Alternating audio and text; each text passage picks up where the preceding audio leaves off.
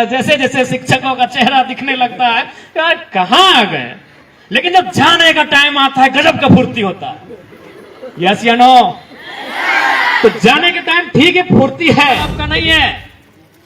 यदि आपको लगता है ये जीवन केवल आपका है तो आप एक काम कीजिए, अपनी मां को फोन कीजिए, माता जी को, और बोलिए मां हम थोड़ा सा स्कूल में चलते चलते गिर गए हैं, पांव में चोट लग गया है। परेशान होगी कि नहीं होगी?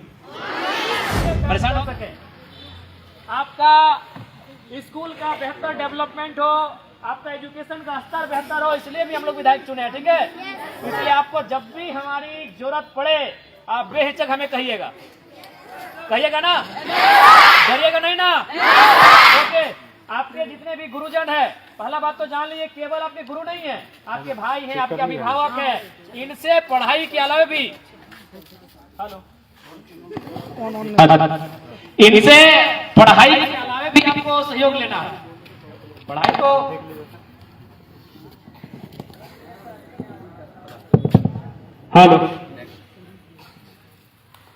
इनसे आपको पढ़ाई के अलावा भी सहयोग लेना है, ये कभी पीछे नहीं हटेंगे।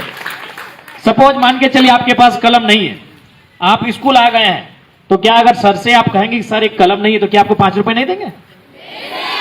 ये आपके अभिभावक हैं, ये आपके बड़े भाई के समान है। अगर महिला शिक्षक है तो आपकी बहन के समान है। आप इनसे पढ़ाई के अलावे सहयोग के साथ आगे बढ़िएगा, क्योंकि देखो प्यारे बच्चों, आज के दौर में आपके जितने शिक्षक खड़े हैं, आपकी जो शिक्षिकाएं खड़ी हैं, ये आप ही की तरह के परिवार से आते हैं। इनसे पूछिएगा कि मैडम बताइए 10 साल पहले आपका परिवार कैसा था, जैसा आपका है हमारा है। सर से पूछिएगा कि 10 साल 15 साल पहले जब आप शिक्षक नहीं बने थे तो कैसा था, आपकी माँ क्या करती थी, आपके पिता कैसे आपको पढ़ाए हैं। वही कहानी बताएंगे जो आपके माता पिता भी आपके साथ कर रहे हैं, बताएंगे ना? तो इसलिए एक बात हमेशा याद रखिएगा, ये जो जीवन आपको मिला है और जो मेहनत आप आज अब करने के लिए यहां तक आए हैं, ये जीवन केवल आपका नहीं है, ठीक है ना? गौर लगे, अब बातचीत करवे तोहरों से। ये जीवन केवल आपका नहीं है प्यारे बच्चों, है क्या बाबू लोग? ये जीवन केवल आपका नहीं है। यदि आपको लगता है ये जीवन केवल आपका है तो आप एक काम कीजिए, अपनी मां को फोन कीजिए, माता जी को, और बोलिए मां हम थोड़ा सा स्कूल में चलते चलते गिर गए हैं, पांव में चोट लग गया है। परेशान होगी कि नहीं होगी? परेशान होगी? भाई को फोन लगाइए, तुरंत अपने दोस्तों को फोन करेंगे कि हमको कुछ रुपए की जरूरत है, मेरी बहन को मेरे भाई को चोट लगा है। होंगे कि नहीं परेशान? तो इसका मतलब ये हुआ कि आपका जीवन केवल आपका नहीं है। जब ये जीवन आपका नहीं है तो उम्मीदें जो आप ये बस्ते में जो बोझ है ना, इससे कई ज्यादा गुना बोझ आपको अपने परिवार का उठाना है। और आप वजन कौन उठाता है? जो सशक्त होता है। अब सवाल है कि सशक्त कैसा होना? शरीर से ही नहीं, मानसिक रूप से भी। जब आप अपने आप को मानसिक रूप से, शारीरिक रूप से सशक्त बनाते हुए अपने लक्ष्य को जब प्राप्त करेंगे तो इस बस्ते से बड़ा बोझ उठाएंगे कि नहीं उठाएंगे? अपने परिवार का उठाएंगे ना? इसलिए आपके साथ साथ आपके माता पिता की उम्मीदें जुड़ी हैं। और बहुत हमको तो लगता है अधिकांश जो हमारे बच्चे हैं, हमारे जो छोटे छोटे, आप पता कीजिएगा, आपकी माता शायद कभी सपना देखी होगी कि हम शिक्षक बने, हम वकील बने, हम डॉक्टर बने, लेकिन उनके परिवार की स्थिति ठीक नहीं होने के कारण उस सपने को उन्होंने वहां छोड़ दिया। लेकिन आज भी वो सपना वो जिंदा रखी है और उस सपने को आपके माध्यम से होते हुए देखना चाहते हैं। उस सपने को आपके माध्यम से होते हुए देखना चाहते हैं, इस बात को याद रखिएगा। इसलिए आप मन लगा के पढ़िएगा, क्योंकि ये पढ़ाई हमारी पूंजी है, ये शिक्षा हमारी पूंजी है। अच्छा सपोज दैट थोड़ा देर के लिए हम मानते हैं कि चलिए हम मैट्रिक अच्छा नहीं करते हैं, इंटर अच्छा नहीं करते हैं, कॉलेज की पढ़ाई अच्छा नहीं करते हैं, तो कितने माता पिता ऐसे हैं जो आपको बिना पढ़े किसी बड़े शहर में आपको घर बना के दे देंगे, बड़े शहर में आपको आप किसी तरह का रोजगार या कारोबार बना के दे देंगे? संभव है। हम एक मिडिल क्लास फैमिली से आते हैं, ये शिक्षा ही हमारी पूंजी है। हम अगर शिक्षित होंगे तो हमारा कल बेहतर होगा, होगा कि नहीं? इसलिए इस बात को कतई नहीं भूलिएगा। हालांकि अभी जिस उम्र में आप हैं, आपको बहुत सारी चीजें आएंगी जो आपको रास्ते से हटाएंगी आपके ध्यान को। जैसे आप स्कूल के लिए आए तो आप देख रहे हैं कि कुछ बच्चे खेल रहे हैं, आपको भी मन करे चलो यार खेल लेते हैं। कुछ कदम आगे बढ़े तो देखा कोई चाय के कोई दुकान पे बैठा है, पकौड़ी खा रहा है, सिंगाड़ा खा रहा है, आपको कभी मन किया यार कहाँ स्कूल चल रहे हैं, चलो आज यही हम भी करते हैं। तो ऐसी बहुत सारी चीजें जब आप घर से स्कूल के लिए आओगे तो रास्ते में आपको दिखेंगी, दिखती है ना। लेकिन आप उन चीजों को हटा देते हैं क्योंकि आपको भी मालूम है कि आज अगर वहां जाएंगे तो हम बेहतर बन के आएंगे। आप उन चीजों को भुला देते हैं कि क्या हो रहा है रास्ते में हमारे साथ मालूम नहीं है, लेकिन हमें स्कूल तक जाना है और बेहतर करना है। इसलिए आज मेहनत कीजिए। मेहनत इसलिए आज आपको करना है ताकि आपका कल का जो सवेरा आएगा वो बहुत सुंदर होगा और प्रकाश से सुसज्जित होगा। आज कभी कभी आपको लगता होगा यार क्या हो रहा है हमारे साथ, वही क्लासरूम, वही ब्लैक बोर्ड, वही सर लोग, वही पेड़, आपको लगता होगा, लग रहा है ना? थोड़ा लग रहा है यार ये तो बोरिंग टाइप का हो रहा है, ऐसा लग रहा है ना? आज इस एक समय बड़े नामी एक चैंपियन थे मोहम्मद अली करके, एक बहुत बड़े मुक्केबाज थे। वो एक लाइन कहते थे कि भैया आज भुगत लो, ये जो आपके साथ हो रहा है ये भुगत ही रहे ना, कि आज अगर भुगत लो कल हम चैंपियन हैं। यदि आज आपने भुगत लिया तो कल के आप चैंपियन हैं। आज अगर भाग गए तो कल के आप लूजर हैं, है कि नहीं? इसलिए आज भुगत लीजिए। आज आपके सर ने भुगता होगा तो आज टीचर हैं, है कि नहीं? सरकारी टीचर हैं। आज आपकी देखिए बड़ी बहन ने भुगता होगा तो आज देखिए मैडम है ना? अरे आज हम भी भुगते हैं तो आपके एमएलए है ना? तो भुगत लीजिए। देखिए दो पुलिस वाले भैया लोग भी हैं, भुगते हैं ना? अच्छा पूछे तो इनसे कि क्या सुबह 4 बजे उठ के दौड़ने जाते थे कि नहीं? जाते थे कि नहीं? यार क्या सुबह सुबह का मौसम है, 4 बज रहा है, काहे परेशान होना, सूत जा रजाई ओढ़ के क्या।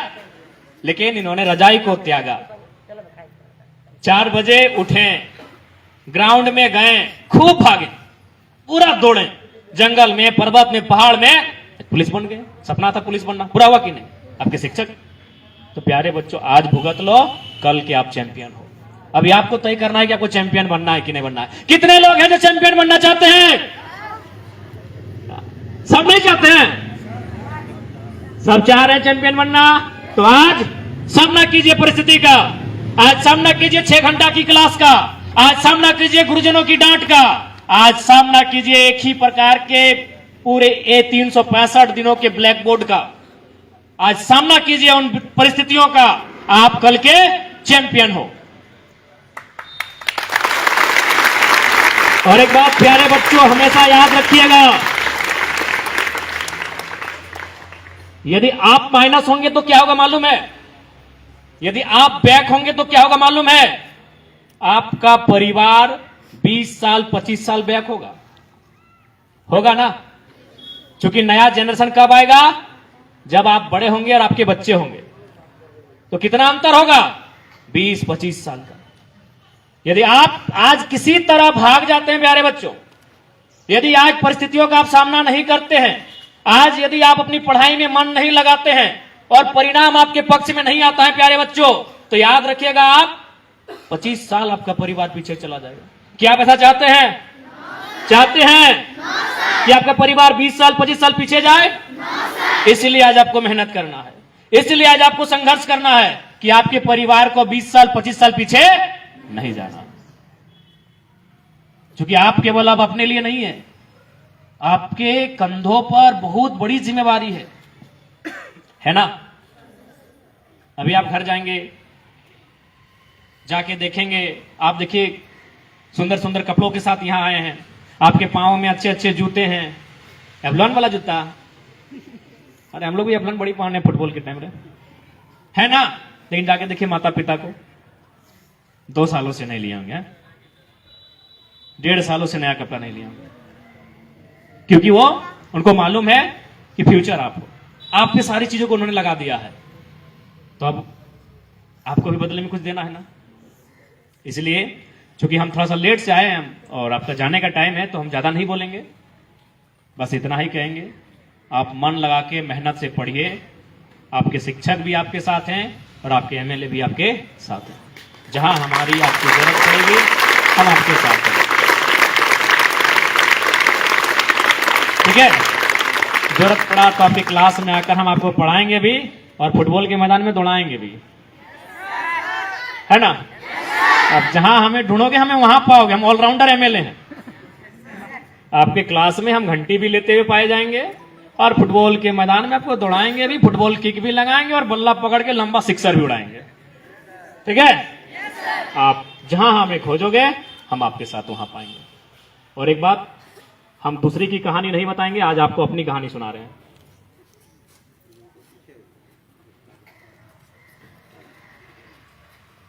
आप हमें तो जानते हैं, लेकिन हम कैसे परिवार से आते हैं क्या जानते हैं? बिल्कुल आपके जैसे, कोई ज्यादा अलग नहीं है क्या? देखो ना, ऐसे पहले कहीं भी देखिए एमएलए जाते हैं तो टेनिस पहनते हैं, ऊपर से वो बंडी ना, बंडी कोट क्या बोलते हैं, लेकिन हम टी शर्ट में आए। हमारा परिवार भी आपकी तरह है बच्चों। हमारी भी दादी, चूंकि अब तो धान कटने लगा है, जब धान कटाने थे तो घास था, घास काट के लाती थी, बकरियों को खिलाती थी।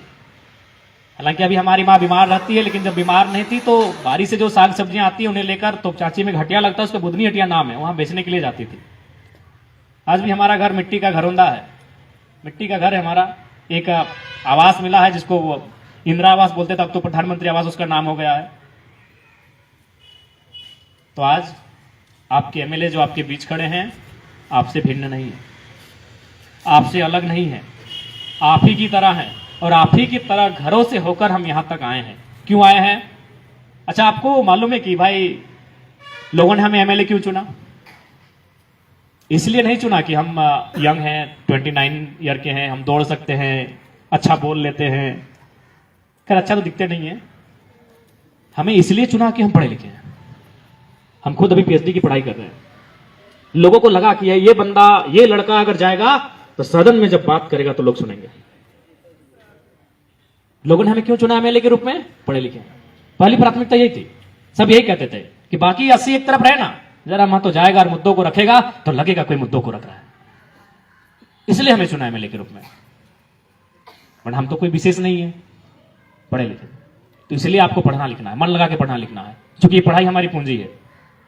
हमारे पास, हम उतने बड़े संपन्न परिवार से नहीं आते हैं कि हम दूसरा कुछ सोचेंगे, है क्या?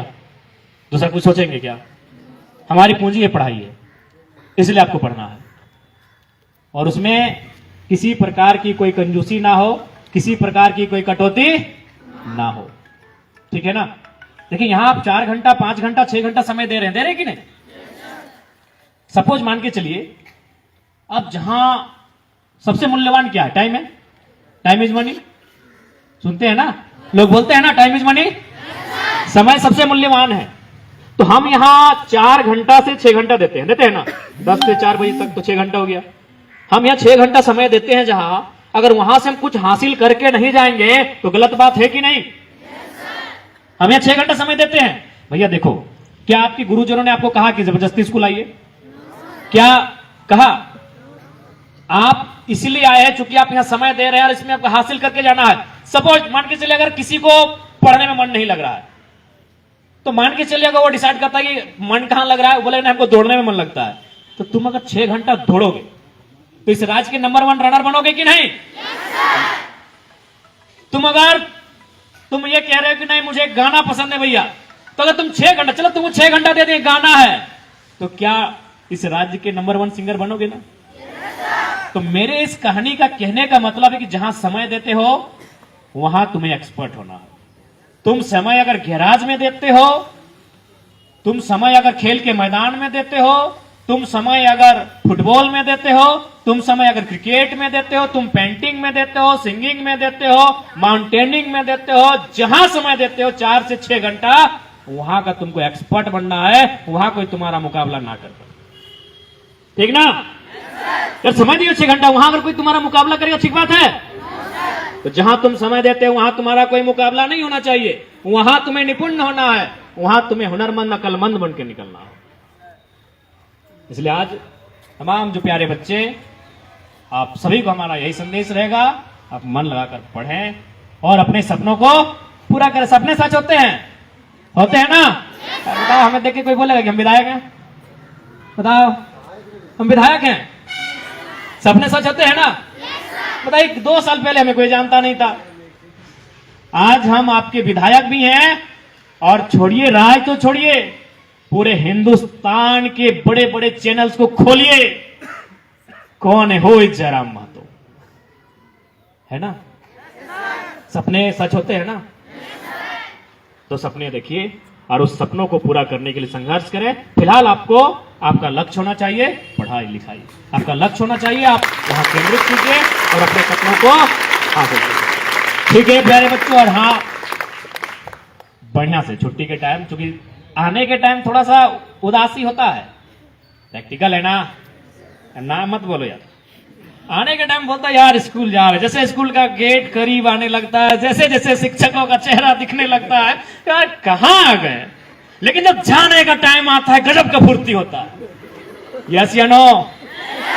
तो जाने के टाइम ठीक है फुर्ती है, लेकिन आराम से जाइएगा, आराम से जाइएगा, कोई घटना दुर्घटना आपके साथ ना घटे, सचेत होकर सड़क के जो यातायात के नियम है आपने पढ़ा है, यातायात के नियमों को आप जानते हैं, कैसे पार करना है, छोटे बच्चे आपके साथ हैं, छोटे भाई बहन हैं, उनको कैसे पार करना है, यह भी आपको मालूम है ना?